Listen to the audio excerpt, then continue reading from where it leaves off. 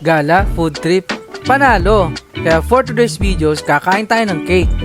Tingnan nyo itong nakita kong cake sa Bread Talk. Mura na, masarap pa. At akalain mo bang 120 pesos lang yan? At pag take out mo siya binili, ay nakabox pa siya. O diba panalo? Okay to pang pasalubong.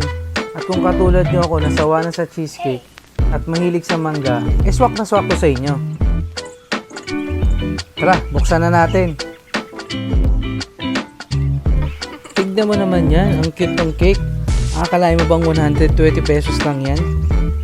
Akala ko kasi noon mahal dyan sa Bread Talk eh.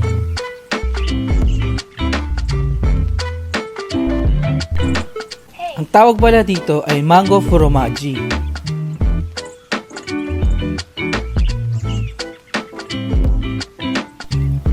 Tara, tikman na natin.